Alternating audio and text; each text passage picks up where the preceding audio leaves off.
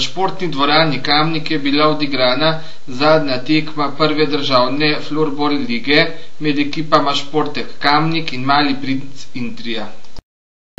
S 13:2 so zmagali Kamničani in se s tem uvrstili na 3. mesto v prvi državni ligi.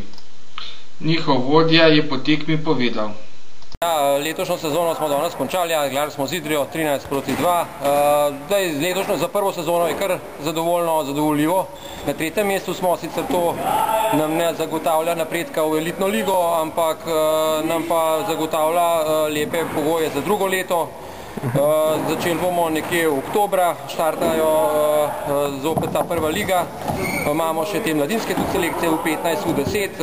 Punce imamo kar močne, tako da so kar ene boljših v Sloveniji in gremo pogumno naprej. Začnete pa sezono kdaj? Oktobra, v mesecu oktobru, zdaj točen razpored se zdaj še ne ve, na vsak način pa v tej dvorani oktobra tekme bojo tako kot letos v sobotah, v nedeljah.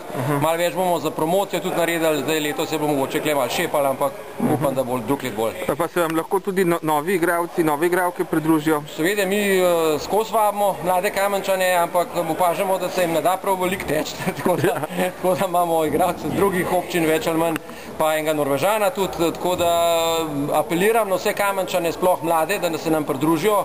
Treningi za mladino so sploh zastonj, samo da pridejo. Tudi igrali bojo, ker pri nam nad 15 let je takoj članska ekipa, tako da vabljeni.